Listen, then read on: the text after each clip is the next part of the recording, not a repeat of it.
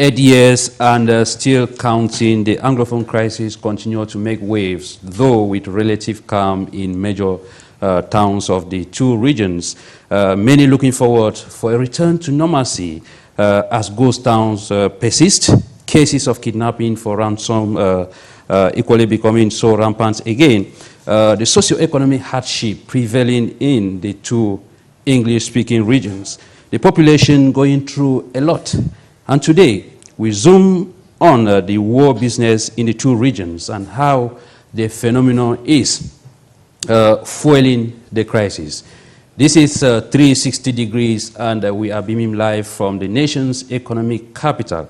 If you are just joining us, stay tuned. We are going to commune with you for the next 1 hour, and we have a cream of guests in the house that will be helping us to understand the phenomenon in the Northwest and Southwest. We are talking about the war business that is still fueling the crisis up to this point. Do not move a muscle.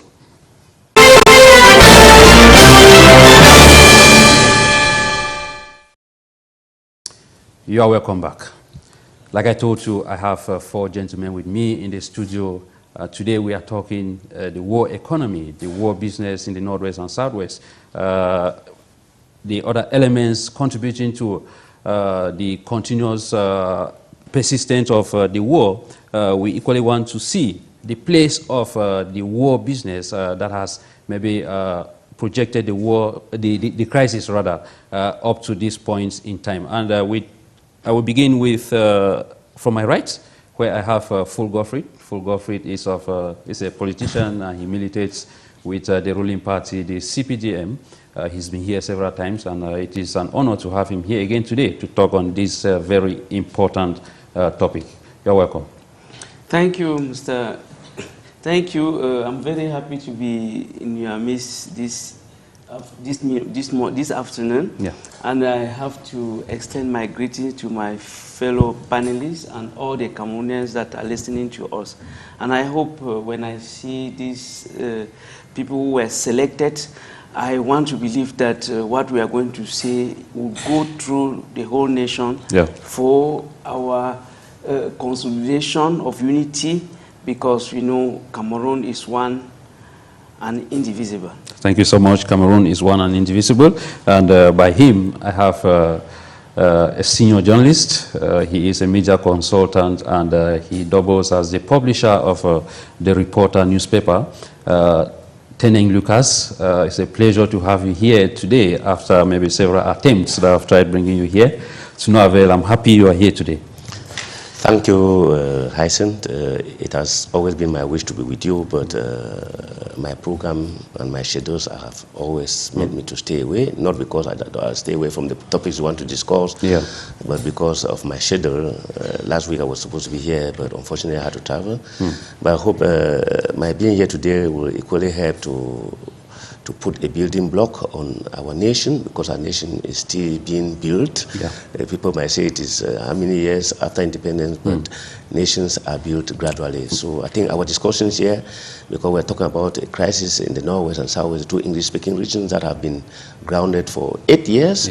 I think if we could say something here today that will help to bring normalcy, or that would help in bringing peace to the Northwest and Southwest region, I think would have done our own part of nation building. For sure, and that is our goal, to make sure that after this program, we should contribute a little bit for a return to normalcy. I move over to my left, where I have KOHTEM SAMBIT PRINCEWIL. He is the executive director of Build Ensemble. As we are talking about building, that's why he's here, and he equally doubles as one of the young militants of the MP3 party.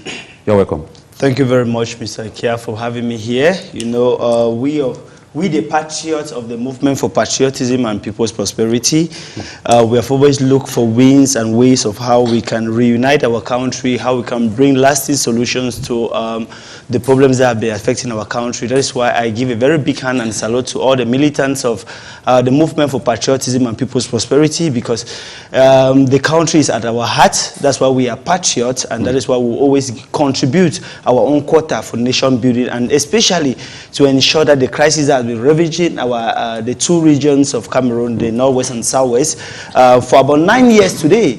We are in the 9th year, and like a joke, many people may not want to believe, but yes, we are the 9th year, and we think that it is time that we actually find solutions to this problem, because we are talking to the brothers and sisters of this country. Like GODFRED actually said, excuse me, Cameroon is one and indivisible, and I hold to him that vision of one and indivisible. But there's also a way where we can look at the form of the state. I think that we'll be able to diagnose all these things today and find a lasting solution to the problems that are affecting these regions. Thank you. Okay, thank you. As you all know, the crisis started with lawyers and teachers, and fortunately today we have Barrister AMUNGWA NICODEMUS with us.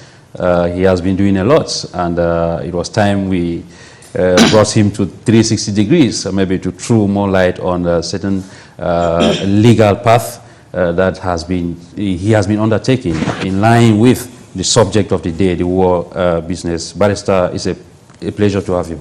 Thank you very much for having me on your platform, and I wish all of us a happy new year. And it's a real pleasure for me to address this particular topic. And I use this opportunity, first of all, to greet all the magistrates. And I would want to greet the good magistrates in particular. For those magistrates that are not good magistrates and who are in the northwest and the southwest region, they have to pack well. The judiciary is supposed to be at the epicenter of peace. The judiciary is supposed to regulate. I equally wish to congratulate the gendarmes and the military, the good ones and the bad ones. But those who are doing bad job, they have to equally pack well in the northwest and the southwest. Because our role as whistleblower is that we should say it as it is. I have come on board, no matter the number of people that will agree with what I am going to say on this platform. I am giving facts on this platform. And I take responsibility of the facts because I talk on oath on this platform. So I'm so happy because this is a topic that I've investigated, that I've worked on it, that I've defended. And you know, it is yielding fruits because there are leverages in the country. The laws have opened up, and we have leverages where we can get the military sanction. I am one of those that petitions. I petition day in and night. And I use the opportunity to greet the Minister of Defense, the Secretary of State in the Ministry of Defense in charge of the National Gendarmerie, and the Delegate General for National Security, because I will be touching on them. I'll be touching on them. And I hope that at the end of today, something should be done in the northwest and the southwest region for justice to be seen to be done, not heard. Thank you very much. Thank you so much. And we shall equally be having the inputs of the former batonnier Barrister Akere Muna in the course of this program, who will be giving his little contribution on the topic, of course, to make sure that we try as much as possible to facilitate the return to normalcy in the northwest and the southwest. Before we go into any other maybe the legal movements and all that, Mr. Tenning, I would just want us to begin with our personal experiences in the northwest and the southwest. When last did you visit the northwest or southwest, and what was your personal experience like? I was in the southwest last week. I was in the southwest last week. I can say there's relative calm in the southwest. Buea and Limbe. You can move to Buea and Limbe. I may be saying so because I was not known. Because when I'm not known there, because I visited my village, my own village in the northwest in 2020. Till date, I have not been there. And I cannot go there because I receive threats on a daily basis. I go to Bamenda, I'm going to Bamenda, I go under escort. I have a house in Bamenda, I cannot go to my house. I stay in the hotel under escort, and I come back under escort. So I visited Southwest last week, and I stayed in the hotel. I did not move around. I stayed in my hotel. I ate in my hotel, and I left and came back. But at least I can say in the Southwest, things have actually morphed into some sort of calm in, let me say, Buea and Limbe that I visited. Well, and when you say threats, do people call you with numerous demands? People call me on a daily basis. They call me, maybe I'm equally very, very recalcitrant. Let me use the word recalcitrant because I don't succumb to threats. If you are like Barrister AMUNGWA sitting there, if you have something with me, we can discuss it. Yeah. But I cannot imagine that the number of years I've spent in school, somebody gets up, picks a damn gun and calls me and says, "It's a general." And every time I tell them, do you know what it takes to become a general in this country? And then they get annoyed and say, okay, the time we'll catch you, we'll cut your tongue so that you cannot say that again. For Godfrey, what experience do you have, maybe with the latest experience with the Northwest and the Southwest? Yes, I think I've been used to in the Southwest, especially Boya, Monya, and all the rest. And just of recent, I have to visit some villages like Mbo, Elum, Abo, Tabiken, Ngwa, Dop, Kukwe, Kunji, no, in the Northwest. Yeah. Yes, the experience I had is that you know, the problem is on the way. Once you are in the village, I think the life is normal.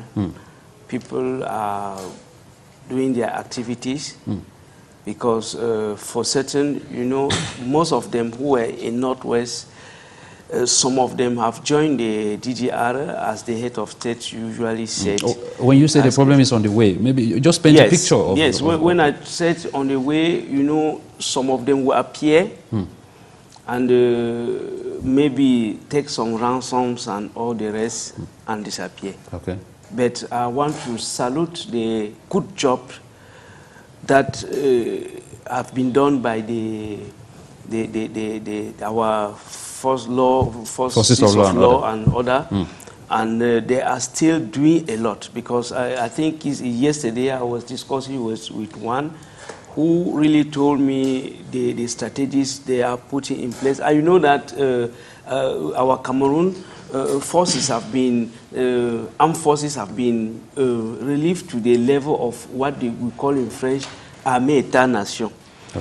Which simply means that they work hand to hand with the population. And that is why today you see that there is a lot of calm. And I think even these local mediators, those are people who have been doing a very, very good job to see this situation come to the end. PRINCEWIL, is it the same picture GODFRED is painting that you have in mind? Mr. Chia, I want to recall this to all the Cameroonians, that when we talk about the Northwest and Southwest, we're not talking about, for example, in the Southwest, we're not talking about, the Southwest is not Boya, it's not Limbe. It's not only Boya. It's not only Boya, it's not only Limbe. The Southwest is made of 6 divisions, and in these 6 divisions, we have Fako, you have Kupe Maningoba, you have Lebi Alem, you have Manyu, you have Meme, you have Dian. In the Northwest, you have 7 divisions. You have Boyo, Bui, Andonga, Mantu, Menchu, Meza, Momo, and Gokutunja. So I think that when we want to talk about the Northwest and Southwest, people should be very keen when they cite some towns and some very few and unpopulated villages to say they are Northwest and Southwest. Because we are talking about the lives of Cameroonians out there who lives in those regions. And so if we want to talk about them, let's just talk about them with keen peculiarity to be able to cite them very well. The last time I was in the Southwest region, I think it's about a month ago, and I ended in, I went through Tiko and Boya. You know, Tiko is the gateway to the Southwest, and Mutengene is the road junction, you go up to Boya. Those are the two towns that we can see are relatively calm. Relatively. Because once in a while, we always see ambush in and out of it, so we cannot say it is calm. The Northwest region is even the worst, because Bamenda itself, apart from up station, where else can you talk about in Bamenda? Downtown is a course on its own. Daily basis, we have kidnappings, we have gunshots everywhere. So to say that the Northwest and Southwest is calm at this point, I would want to say no. Because if we have to treat the problem of Cameroon, and if we want lasting solutions, then we have to take Cameroonians the truth that they know. Okay. And the other part of Cameroon, our brothers and sisters who live in this other part of the Cameroon, some of them don't know what is happening. And we have to be honest to tell them that it is we still have a full-fledged war going on in this part of the country that we need lasting solution. Okay. That is why the MP3 had to go for us to talk about in the second key that they propose in that manifesto. They talk about a state that represent us and bring us together. Okay. And if we want to talk about that state that represent us and bring us together, we have to tell the truth out there to Cameroonians and find lasting solutions to this. The Northwest and Southwest is still in very hard-hit crisis. Thank and you. we need to look for solutions for that. Thank you, Barrister. Have you been up lately? What picture do you paint? Maybe from the journey from maybe the main town, Bamenda, to your village, because we know living Yaoundé to Bamenda may not be a problem, but living Bamenda to the villages in the northwest or southwest, that is where the problem comes in.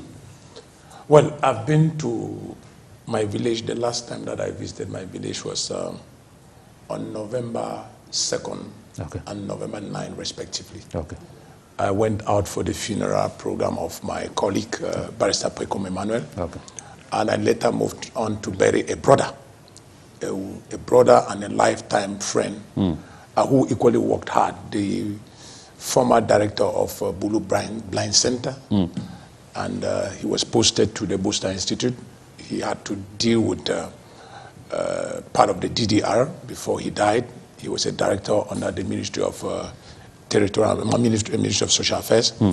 I used this opportunity to pay tribute to him for the work that he did at the Bulu Blind Center by blowing an alarm on what we are going to talk today. He blew an alarm on the thievery of land by the administration and some in connivance with the people, with the administrators of the Southwest region. And in fact, that was one of the best jobs that he did. So I remember him for that. But when I went to the village, let me tell you, we are lucky. We share boundary with the West region. Okay. At times, we don't go through Santa to reach Awing, where I come from. Okay. But when we talk about, I hear people talk about relative calm. I hear some people, you can give all the adjectives. You can qualify the way you qualify. Everything is that these two regions are living in total uncertainty, because you sleep and you get up in the morning, you wouldn't know what will happen the next minute. And we should say these things the way we see them. If I get to my own village and at 3 o'clock, I'm already finding a way to cage myself like a chick. You should understand that. Yeah. A village where we could go home, I moved to Luke's place, I drink, maybe I leave at 2 a.m. and I go back peacefully. So what we are living is we live a life of uncertainty. Even the military that is on ground, they know that. And this has been exacerbated by the topic that we're going to treat today, because of the movement of weaponry and all of that. So I think that if somebody says, I went to Boya, I operate in Boya also.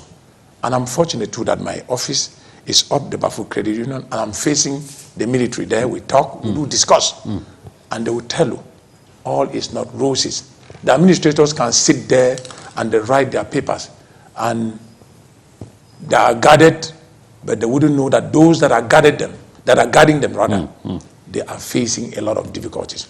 So we really need to do something rather than to come and sit relative peace. We want peace. We don't want relative peace. We want peace. We are not, the Northwest and the Southwest are not cursed not to have their peace. For 9 years, we've lived without peace. And peace must come. And peace should come when we are just, and if we treat issues that come from that region with care, by attacking the issue that brought us to this stage from its roots, we should not shy away. We should not shy away. That is why we are on this platform. Okay. Let me just begin with you. Maybe we get into the real issues of the day. How do you understand the concept of war business in the context of the Anglophone crisis? Concept of war business. Yes. I think I'm one of those that began talking about this at the military tribunal. And having touched the administration a bit, I worked with the Ministry of State Property Service and Land Tenure. Yeah. It was MINDAF in the days. As a press officer, I understood the administration. Each time I had something, I petitioned the minister that was involved. When you say the concept, it is an operation where the stakeholders in the field, be they the belligerents, be they the military, be they the administrators, be they the judges, I mean the judicial chain, they get themselves involved in some corrupt practices because of the crisis in order to get their pockets heavy. And this has been running. And at the end of the day, we find ourselves that in a seculous inextrability. We cannot get ourselves out of the circle. We have been entangled to the extent that talking about somebody that sells a gun in the northwest region and southwest region is banal. Talking about people they arrest with a gun and the magistrate will look at him and maybe he traffics his way and he sends him out. A man arrested with a gun. I will bring examples. They banalize everything. And arms, war weapons have gone into wrong hands.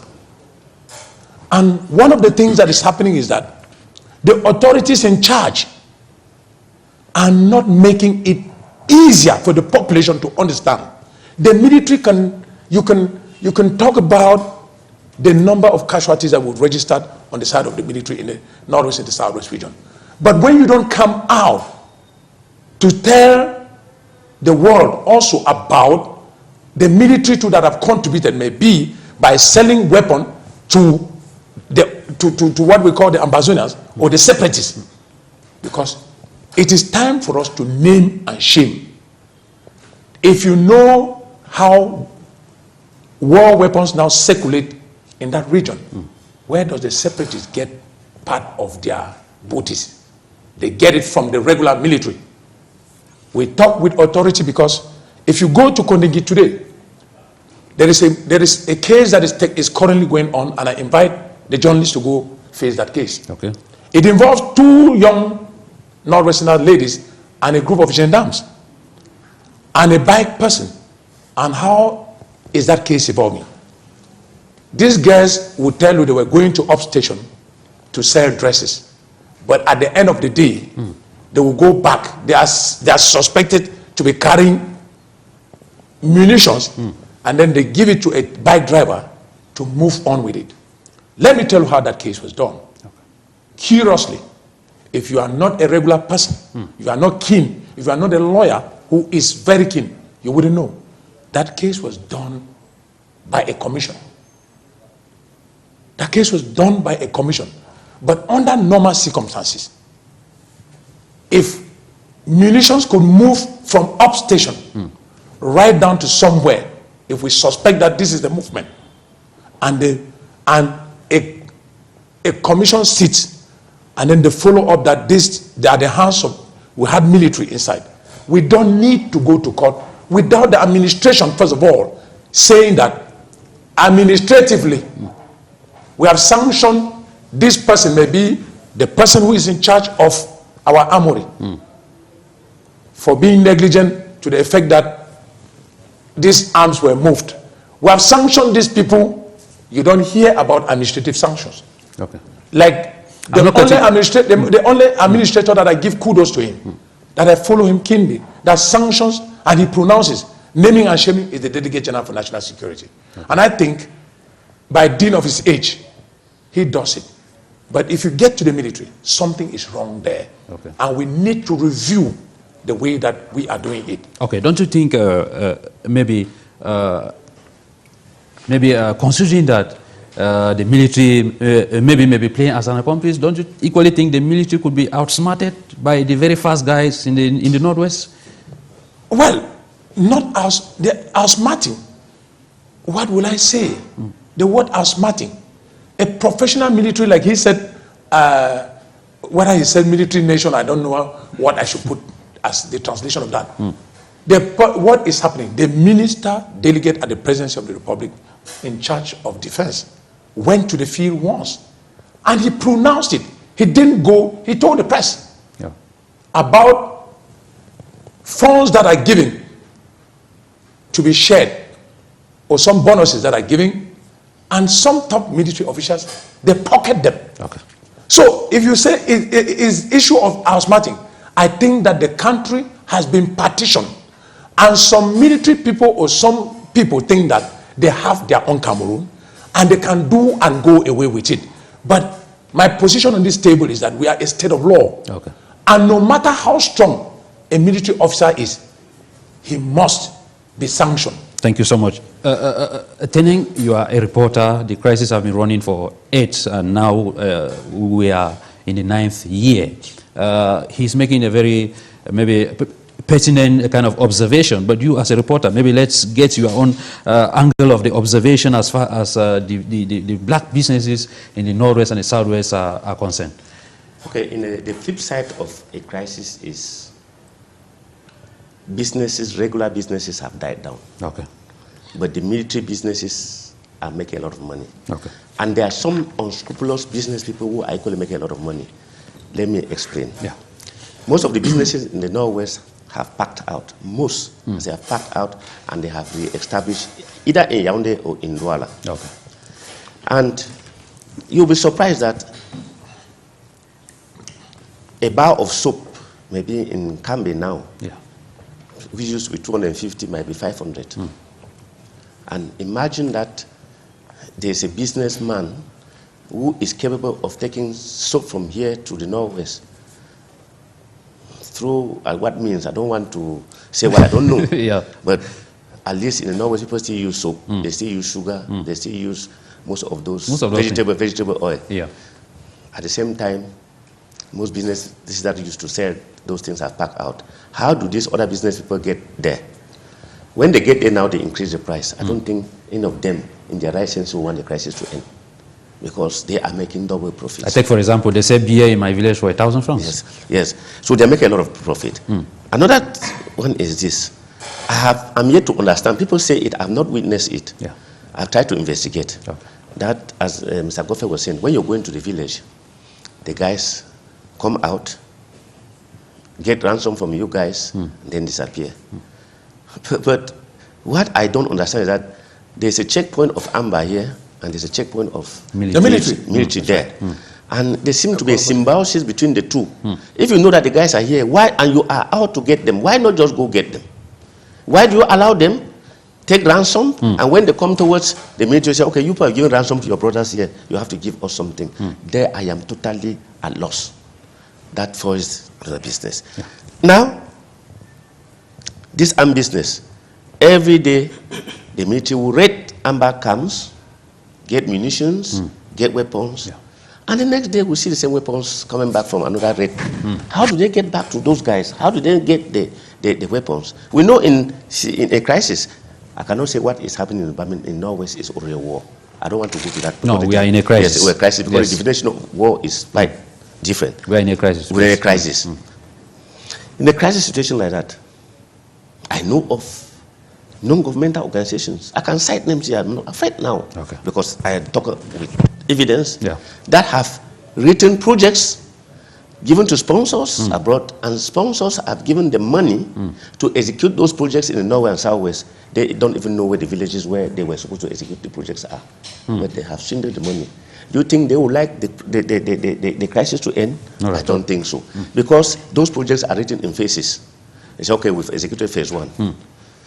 Let me keep NGOs aside. Let me come now to the internal issues, the internal problems of the crisis, the internal business. The internal business concerns those you call elected officials. You have the mayors who are elected, the councillors who are elected, who have elected permanent residents in Yaoundé, Douala, Mbamina. They were supposed to be accountable to their population. Execute projects in their municipalities. Now they will complain that they are not having taxes. They complain that the crisis has made them to run away. But you know, the decentralization fund gives them money. They have centimes from FECOM. What do they do with that money?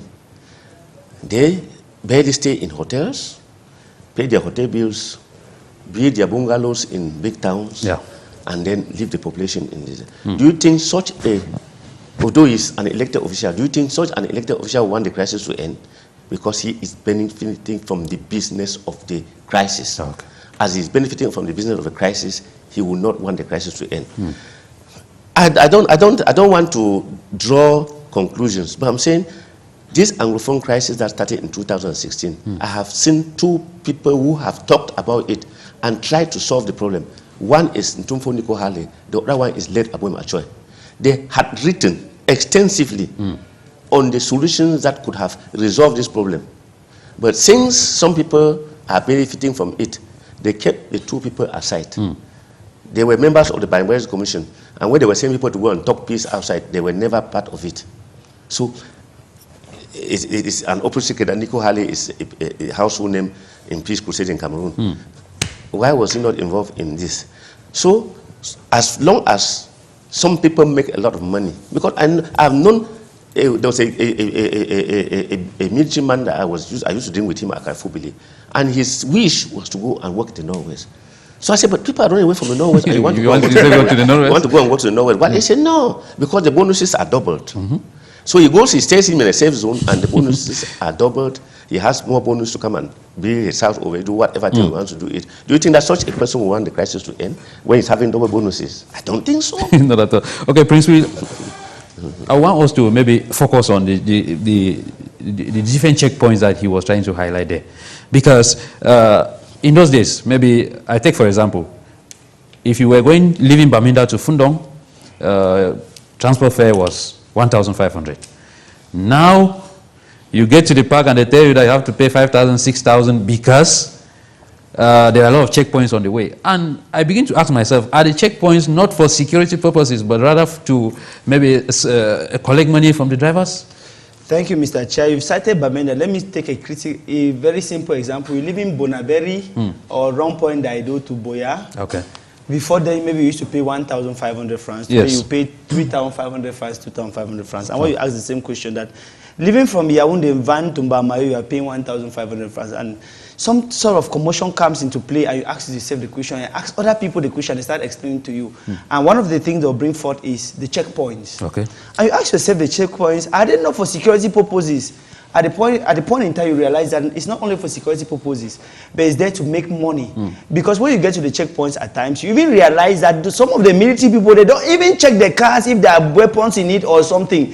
What you do is you just give your book, and what is inside the book is what they see. What is inside, of course, you know, is a currency that will have to be exchanged hands. But it doesn't end only at that level. When we talk about the war business, we'll also go ahead to look at fuel allocations for military vehicles.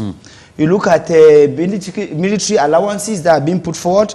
You look at the elite, what they have been doing today, clamoring for their political party, particularly the ruling party in place, and you start asking yourself the question, so how do we find ourselves in this situation? Another incident is that of kidnapping. Every day, you know, it's at the two camps. One of them, I put it at the level of the government, who has been playing its own rule, and which has been so insufficient and not even at the point where the people want. And the other side, at the time of the belligerents, who are also playing their own very big business in this rule. You know, armed trafficking has been at the forefront, but checkpoints have also been there, fuel allowances have been there. All these have been part of the business, the war business that have been going on. But I will not limit myself at this point, because that is not the real enemy to the Anglophone crisis. That is not what is making the Anglophone crisis to perceive. Okay. The real enemy, I will tell you, Mr. Chia, at this point, first is the state. The state is the real enemy to this crisis. Why? Because I say the state has the power, and the state is the only power or the only organ or institution that has the power to resolve this crisis. Okay. And how do they have this power? They can convert different forms of dialogue. Instead of using arms or using guns as a solution, they prefer to use, instead of using alternative dispute resolutions mechanisms, they prefer to use arms as a solution to resolve this crisis. Why? Because people are eating fat from it. And how did they actually eat fat? Look at what happened, the major national dialogue, where you organize something where you want to look for a solution to a problem, and you think that the solution will come from the major national dialogue, and a dialogue that chopped more than $1 billion francs from Cameroon taxpayers' money to organize. And at the end of the day, you invite people who are not actually the real actors of this, and it becomes a failure. You see that you are the problem, because you know where the real problem, the real solution is going to come from, and you choose to take a different solution. Leave that aside. You talk about the DDR. Now, I heard somebody talked about the DDR and people are going to DDR. I asked myself the question. We've seen and read newspapers where people, the young people, who, some few who surrendered themselves and went to the DDR, of which most Cameroonians even think that it's a sham. It was even a drama that was staged. Most of them, I see crying of hunger at the DDR center. Some of the DDR center are even abandoned. And then I ask myself, when someone sits in front of Cameroonians and say that the DDR centers are in place, where? Let us cite them. It doesn't end at that level. Is it because the ex-fighters may be hungry that you think that the DDRs are not in place? No, when you say the ex-fighters are they're hungry, Mr. Chia, what actually put them in that state? It was hunger. Okay. It was hunger. Hunger pushed some of them because of the bad governance we have in Cameroon that led to the Anglophone crisis, and pushed for those young people who were hungry to take arms. They are Cameroonians. We should tell they are our brothers and sisters. Okay, thank you. No, let's continue, Mr. Chia. Try to land, we looked at the special status was another sham which they thought that they want to resolve this crisis. Where are we today with the special status? People are saying we are implementing the special status. Where are you implementing? Are you implementing the special status where there is still crisis? Tell us the places where you are implementing them. That is one of the reasons why I say the state is the real enemy and not only the war business, because the war business is just a part, it's something which is just benefiting from the situation. We also have the elite. When I talk about the elite, I talk about the funds. They are one of them, the funds. They are all abandoned. Before the law of 1971 that brought the funds and other traditional authorities under the control of the state. Try to land, please. Our funds in the Northwest and Southwest were very respectable people and respectable institutions, but today they have all fled their fondoms and chiefdoms and are living in the cities of Douala and Yaoundé. They are part of it because they are not true to their people. You talk about our elected representative, the parliamentarians, the mayors, all of them. Instead to live in your locality, you are living in Yaoundé and Douala, and you are not saying the truth. You are also part of the problem. You guys are the real problem and not only the war business. Okay, thank you. Godfrey, I saw you itching to react. Maybe let me just give you time now to... Yes, I think I take a lot of notes. You know, you need to listen to people because I believe that as we are here, people are listening to us at home and they have something to take along with. And I try to listen and take some notes, but I discovered that most of us here are like trying to divert the topic. Okay, let us come back to the topic. About the business. Yes. The business. And when they talk about business, you have a customer and you have the seller. Yes. So now who is the customer, who is the seller? But because through what I heard here, it seems to be that the people you invited today are so technical that they have some type of information. It's very good because those informations, I think they will go somewhere and they will try to, because I cannot, I'm not an expert to say that what they are saying is not true. Sure. Because I think when they are talking here, if it becomes a business, I think the person who will be suffering a lot is the person who buys but having nothing in return. And I think for the person I thought we were to concentrate on is the population. These people to whom every day these guys who appear take 10,000 and disappear in the bushes. Are you saying that when they say there are individuals involved in black business that maybe is prolonging the crisis, they are not in order? I want to say that those people are these criminals who appear and take ransoms and kidnapped and disappear. Okay. But today, if you know, our platform is complementary, because I have noted many information, and I believe that people who are home notice about the transaction between Ambas and Amin and all the rest. And those things, those are information that are not up to date, but we cannot disqualify them. Okay. But I want to talk because I live with the population, okay, and I know much about them. Okay.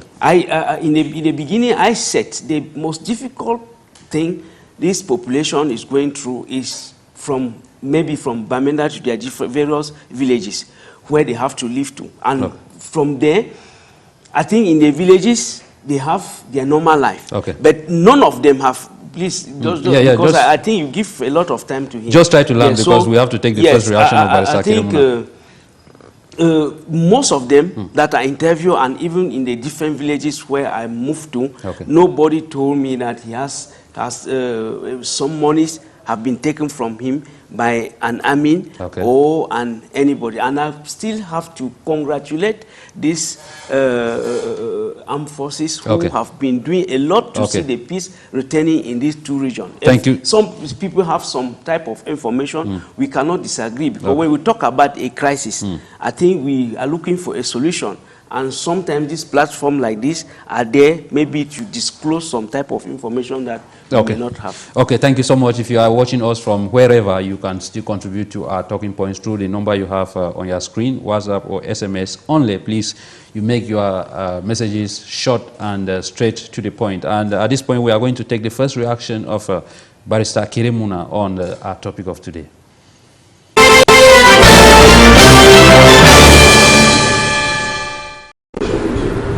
Well, firstly, thank you very much for coming to talk to me on this issue, which is destroying one of the most productive regions of our nation. And when it started, nobody could have guessed that it would have gone down this way. Since your focus is on the economy, it's easy to tell. The export of agricultural products from that part of the country to other ones have taken a hiding. That also made difficult by the state of the roads. Road maintenance, as we have seen with the road going to Womb, cannot happen when there's no peace. So the fate, the economic fate of these provinces depends very much on progress in peace. Unfortunately, I am forced to agree with those who think that the economic destruction of these regions is not really the government's concern. We have heard some government officials who have said, oh, well, you know, if they want to kill themselves, they can kill themselves, you know, it doesn't bother us. So long as they want to do it there, that is their problem. So, to zoom in on the heart of your question, I would say, if we don't have peace in these regions, the economic future of these regions will remain mortgaged. The level of state capture, you see, you talk about corruption and now movement. Corruption is in stages. There is endemic corruption. People, you and I, 500, and we now know it's a way of life. There is systemic corruption. Systemic is when the system adjusts itself and starts accommodating corruption. Okay, the guys in the road, they control. Once I was going to Egorova, and the police and the gendarmes were shooting sides after certain hours, so both of them can collect corruption money, depending on the flow of traffic. You see, that's systemic. The system is that, oh, you have a marché, and we all agree that, okay, this is a percentage. It becomes systemic. And the large stage is state capture, where all these people who have put their people here and there have captured the state, and you cannot do anything without them. You go to do a marché, you say, oh no, you're smart, go and see such a person. That is state capture. And our country is now at that stage, state capture. Our country has been captured by a few oligarchs who are sucking this country dry. People are suffering, taxes are going up, and Cameroon, economically speaking, is slowly becoming an unviable project. It's the same thing for the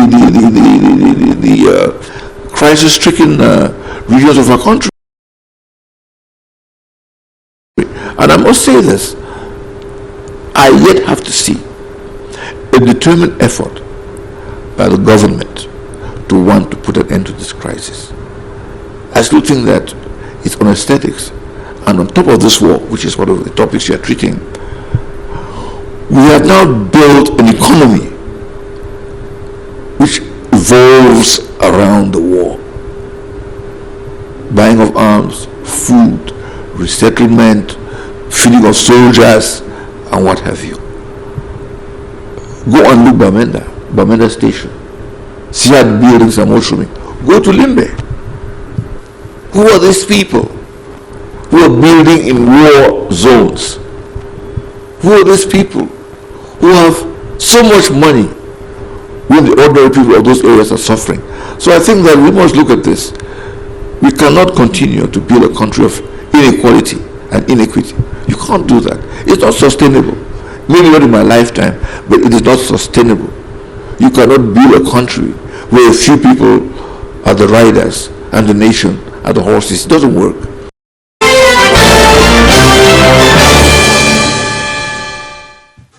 Barrister AMUNGWA, you listen to Barrister Kiremuna there, trying to say houses are sprouting in the northwest and southwest in times of crisis. There should be something wrong. Yes, so fascinating to hear my senior colleague and elder brother put it there, because I think you were part of the press conference that I did, and I think we should face this issue squarely, and we should be truthful to ourselves. Okay. My brother on the other side made mention about the representatives of the people, the parliamentarians, and the mayors. I actually carried out some investigation. Never forget that I'm still leg walking, and in most of my cases, I try to get my information, my facts clear to the point. There is a very exciting case that took place, or that is currently going on in the Northwest, in the military tribunal of the Northwest region in Bamenda. Okay. That case, I wish to use this platform to call the attention of the minister delegate at the presidency of the Republic in charge of Defense, the Secretary of State in the Ministry of Defense in charge of the National Gendarmerie, and subordinate to them, the Director of Military Justice and the Procurator General of the Northwest region. I will never be satisfied with whatever outcome that case will produce. I have written to the Minister of Defense, suggesting to the Minister of Defense, given the gravity of that case. This case, it originates from Donga Mantum. And if you see the geographical position of Donga Mantum, it shares boundary with Nigeria, Taraba State, and some other states. It shares boundary with Ngaoundere, Adamawa. And it comes down, the road that they're actually using now is in Fumban. Okay. These zones are zones where you can understand the type of business, be it the exhuming of bones, be it arms. You don't need to be an intelligent officer to understand that.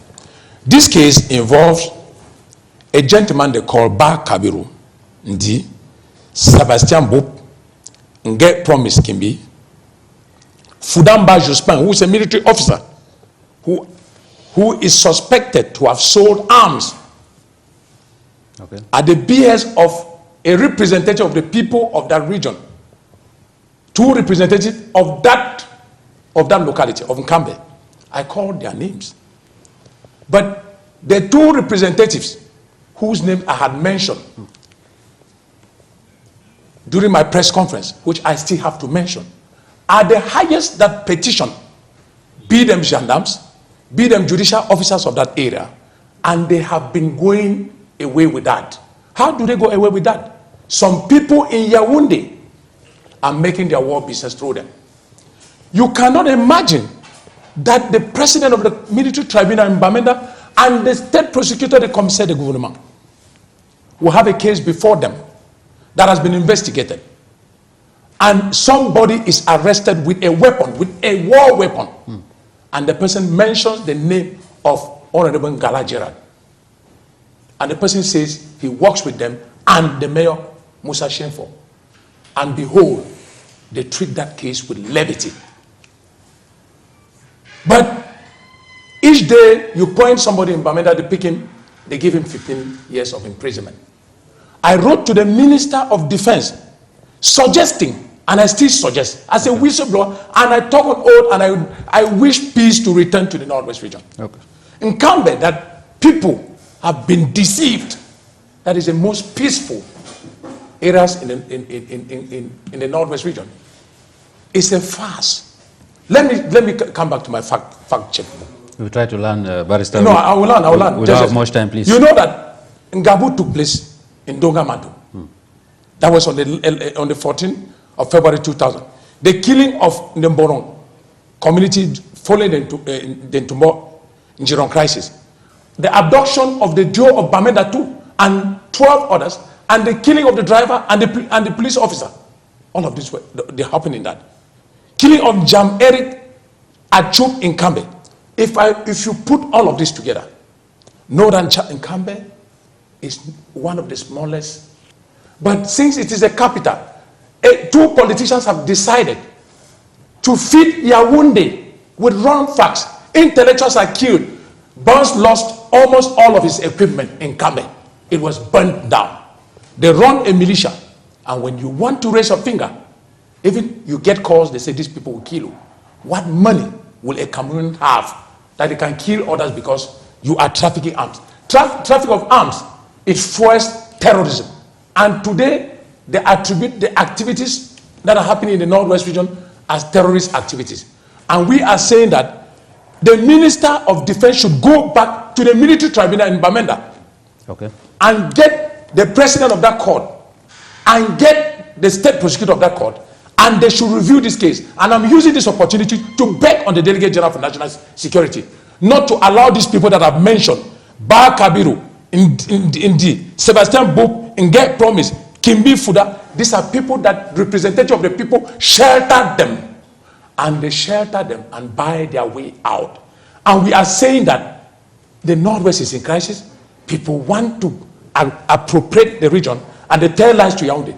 And we are saying that we are equally going through and we'll be writing complaints against each and every one of them that is involved in this traffic. Okay, thank you, Barrister, for reminding us with the case files you have in court. Tenem Lucas, we as journalists, have we been doing enough in denouncing these atrocities that some individuals, like you earlier mentioned, are perpetuating in the Northwest and the Southwest? You see, journalists are supposed to be an early warning system in a crisis. They say, okay, if we don't do this, this can be the outcome. But I'll be very, very frank here. We journalists have not been doing our homework. We should accept it. We've not been doing our homework. Because among those we are supposed to denounce, we have our friends. We say we don't milk our friends. That is no longer journalism. We are doing ourselves a great disservice by not, because we are supposed to tell the truth, and we owe no obligation than the public's right to know the truth. That is the work of a journalist. But behold, Mr. Chia, apart from you and I sitting here and running our mouth, more often than not, since these guys are here in Yaoundé and Douala, they will call us to their hotel rooms and give us a meal and this, and we forget about our duty. That notwithstanding, we still know that the population, because the population now is is lost. The voice of the voiceless, who are journalists, are not saying anything. And then, you know, when we talk about peace, there can be no peace when there's no justice, when there's no equity. Okay. So these two ingredients are not there. You just listen to Barrister Kerimuna saying that he is surprised that with the crisis, new buildings are sprouting in Bamenda, in the southwest and the northwest. Who are these who are just having such money? From where? And from where? And I don't see how these particular people who are maybe benefiting from, because maybe somebody now has abandoned his land, or he just gives the land and give it away because, like me now, if somebody wants to buy my house in Bamenda, I will even ask him to go and stay there and sell it. Maybe those who already have money, and they know that when once they have established their businesses, they can now start pleading for the crisis to end, are those who are perpetrating the crisis now. But we actually need to sit down, because the issue now is no longer government versus the Amber Boys, or the military versus the Amber Boys, because even the population are suffering from the military, suffering from the Amber Boys.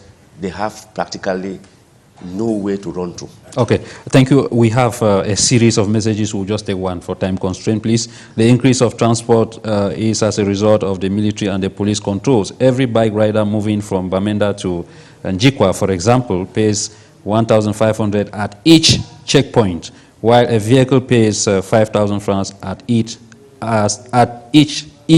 checkpoint. So this has made the fare to rise from 6,000 francs to 10,000 francs, and by bike from 4,000 francs to 8,000 francs a vehicle. It's unfortunate the person did not sign. GODFRED, we are moving out of the program already. Maybe we'll just get your last word on this topic. Yes, I think it was a night platform where I saw people denouncing, because, you know, denunciation, cooperation with the government officials and our armed forces is one of the strategies that work. And it works with Boko Haram. Okay. I believe that if we see and we denounce everything, in few days, the crisis will be over. Thank you so much, PRINCEWIL. Please do not be long. In less than 30 seconds. I would say all this is because we have a state that is not responsible for its acts. So the Movement for Patriotism and People's Prosperity has proposed in the second key of its 12 key points, say that we need a state that represents us and bring us together. And so we call on Cameroonians to be able to trust on the Movement for Patriotism and People's Prosperity, so that we can build a state that represents us and brings us together. Thank you so much. Barrister, I'll give you the last minute of this program. Yeah, I wish to thank you very much for, though the time was too short, I had much to say on this program. Yeah. I have written, and I keep writing. I'm an identifiable Cameroonian, and I have a duty to get peace to come back to this country. I'm so happy that you gave me this opportunity, and I continue to alert the authorities, because when we have the facts, we don't play with them. Remember, I was trapped one time and charged for terrorism because of my phone. But we're talking about clearing cases where they arrest people and they cite them in cases, they protect them. We are saying that a society where there is inequality, like Sino Akeremuna said, and there's no equity, like Lucas said, that society is doomed, especially in a situation of crisis like what we're living in the Northwest and the Southwest region. We need to look at our population. We need to know that people are dying. Though we have banalized death, even the military, everybody, they die. When somebody dies now, it doesn't mean anything. But the Yaoundé, there are some people that are sitting in Yaoundé and they feed on that. War business has wrapped everybody up. Okay. Even for information to reach the presidency of the Republic, some people sit on it because of their interest. And I think we are doing everything to unseat those people. Okay. And that's why I continue to insist on the intelligence services of this country to work harder. Thank you. And if they were to cycle the whole of Northwest and start checking people, their sizes, how they went to the Northwest, Thank you, and how Barrister. they are before they leave Northwest. It will be very interesting. Thank you, Barrister. It is here that we draw the curtains of the program. If you miss out on anything, rebroadcast is on Wednesday at 10:30 p.m. Until we meet again next Saturday, stay blessed.